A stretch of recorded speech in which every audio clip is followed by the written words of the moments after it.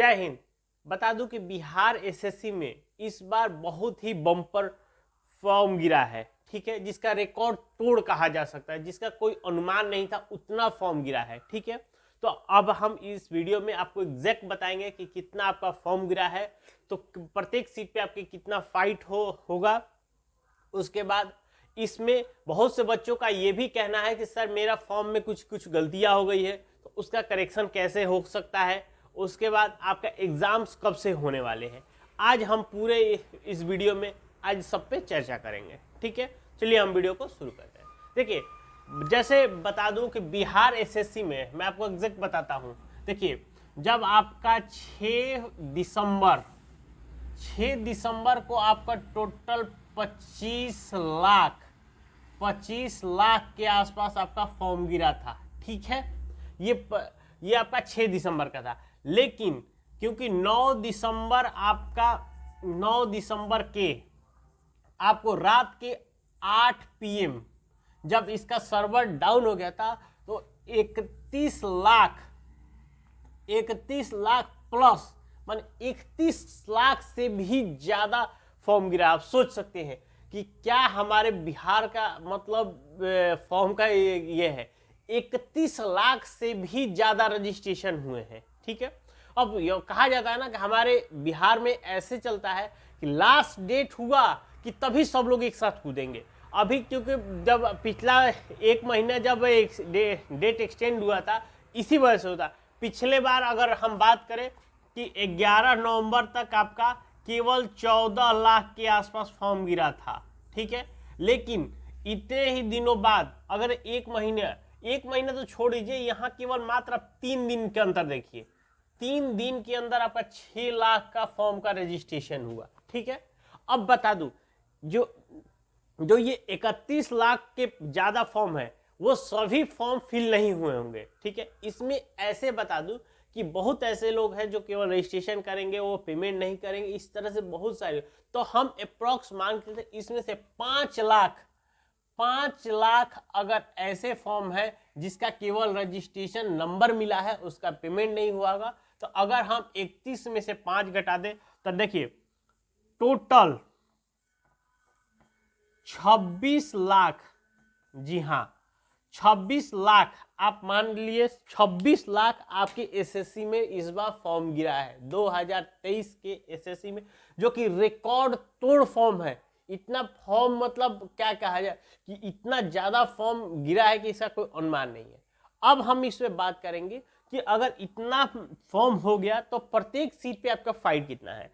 पहले हम देखते हैं। देखिए, जो टोटल पोस्ट है वो है 12,199, ठीक है। तो अगर हम इसको भाग देंगे तो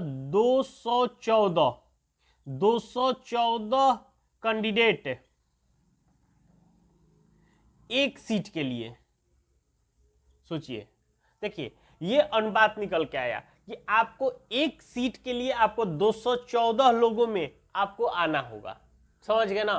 क्योंकि बता दो कि एसएससी में आपको आपका कंपटीशन बढ़ा हुआ है, क्योंकि देखिए हर एक साल क्या हो रहा है कि ये सारे एग्जाम्स हमेशा नहीं आते हैं, कुछ सालों बाद। तो और इसका क्या होता है कि जो उम्र सीमा भी है, आपको अगर बता दूं कि जनरल की 37 साल है, 18 साल से लेकर 37 साल, तो ऑब्वियसली बात है कि इतने साल में जो भी लोग होंगे 2 साल 4, तो सभी लोग भरे होंगे। तो इस बार समझिए कि इतने लोग आपका इतना फाइट है इस हिसाब से। चूंकि इसमें क्या है कि आपके जो सीट है मान लीजिए 12,120, इसमें इसका 5 गुना का मेंस का आपका पेपर दिया जाएगा। यानी मेंस के लिए अगर हम 5 से गुना करें, आपको जो मेंस के लिए 60,995 बच्चों को ही बुलाया जाएगा आपको मेंस पेपर देने के लिए। यानी कि आपको इस इतने सीट के अंदर आपको आने हैं, ठीक है। अब सोचिए कि 25 लाख, सब मान लीजिए कि आपका लास्टवा फॉर्म में 26वां का सबसे, तो आपको आना कितने में है, 60,995 में आपको आना है। उसी के हिसाब से आपको तैयारी करनी है, ठीक है। अब दूसरा चीज कि बहुत से लोगों का कहना है कि सर मेरा फॉर्म में ये गलत हो गया, फोटो नहीं आया, सिग्नेचर क्लियर नहीं हुआ, जो भी है। तो इसका करेक्शन देखिए, जबकि बता दूं कि बिहार की अगर आप कोई भी फॉर्म देखेंगे तो उसके करेक्शन का डेट कभी भी नहीं निकाला जाता। ये ज्यादातर आप बिहार किसी भी एग्जाम का, बिहार पुलिस का देख ले, दरोगा का देख ले, उसमें किसी का भी आपका करेक्शन का डेट नहीं देते। हाँ, कभी कभी ये होता है कि उसमें अगर फोटो और सिग्नेचर रीअपलोड का कभी फॉर्म जरूर आता है, ठीक है। तो इस बात का आपका देखें कि हो सकता है अगर यदि ऐसा लगे तो आप लोग ज्यादा से ज्यादा उसके जो ऑफिशियल वेबसाइट पे जाके उसको कॉल करेंगे। कॉल तो आपका लगेगा नहीं, तो हो सकता अगर आप मेल करते हैं, बहुत ज्यादा से ज्यादा लोग उसको मेल करते हैं एसएससी को, तो हो सकता है कि वो इस पे विचार करे। लेकिन आपका बता दूं कि करेक्शन का 90% आपका चांस है नो, कि इसका कोई करेक्शन का कोई डेट नहीं दिया जाएगा। हो सकता है कि मे बी अगर बहुत ज्यादा कैंपेन हो, बहुत ज्यादा ट्वीट हो, मेल हो, तो आपको 10% ही चांस है आपका करेक्शन करने का, ऑप्शन देने का, बट आपका 90% चांस है आपका कि आपका वो फॉर्म करेक्शन नहीं है। इसीलिए जब आप फॉर्म भरें तो ज्यादातर कोशिश है कि आप सही तरीके से ही पहली बार में ही फॉर्म डालें, ठीक है। तो करेक्शन की बात हो गई कि आपका चांस जो है आपका इस रेशियो में है, 90% न के बराबर, 10% हाँ के बराबर। ये अनुपात अभी तक का रखा गया है, ठीक है। हो सकता है कि मे बी अगर फोटो और सिग्नेचर का रीअपलोड का ऑप्शन आ सकता है, बट वो भी कंफर्म नहीं है, हो सकता है, ठीक है। अब बात करते हैं इसका एग्जाम का।